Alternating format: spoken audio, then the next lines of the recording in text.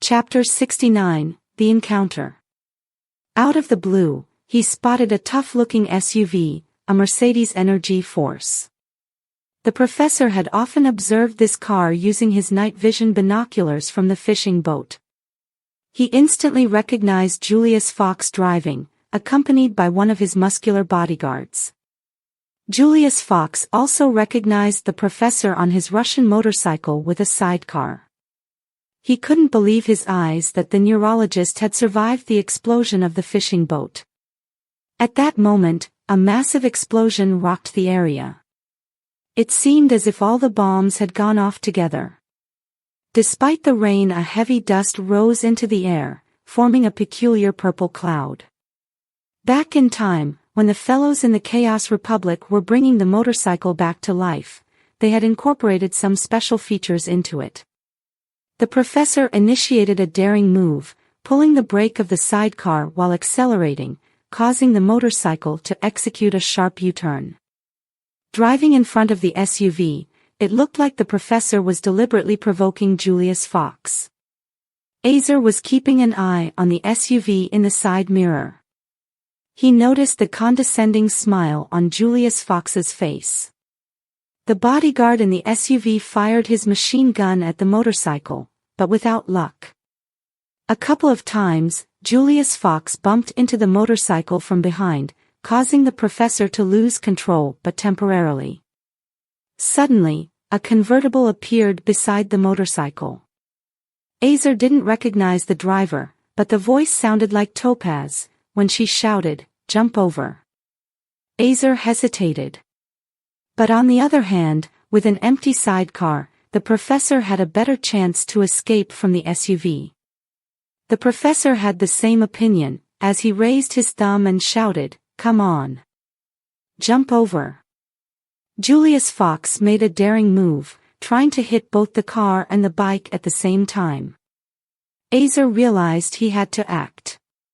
He stood up in the sidecar, leaned over to the convertible, and grabbed the door, pulling himself into the back seat.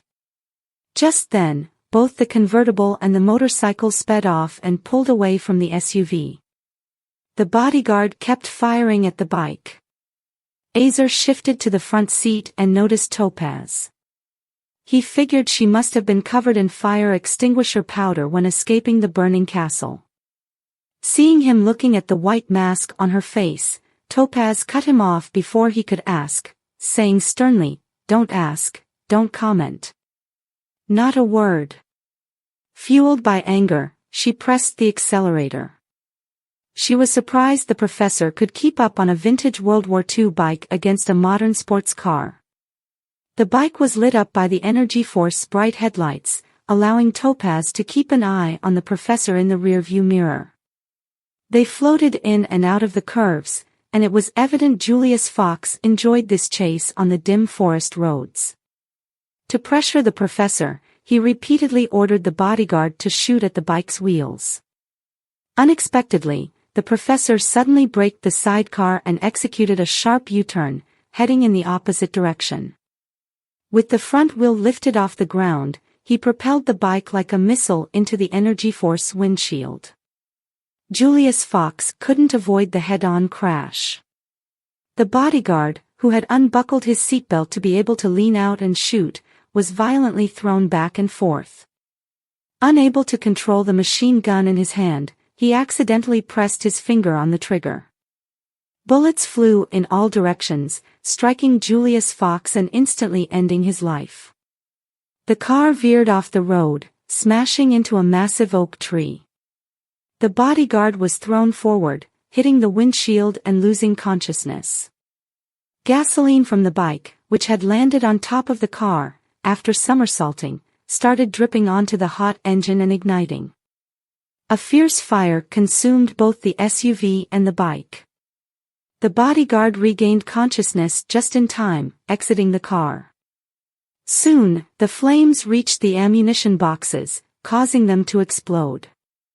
The burning wreckage lifted and crashed back down. Topaz brought the car to a halt and they both stepped down. Azer could figure out that, in the collision of the car and the bike, the professor could have been thrown over the car. In that case, he must now be lying on the asphalt behind the burning wreckage. Walking towards the wreckage, he glanced at Topaz and said, "I need to see if the professor is still alive." Topaz warned, "Be cautious. Julius Fox's bodyguard is in the ditch."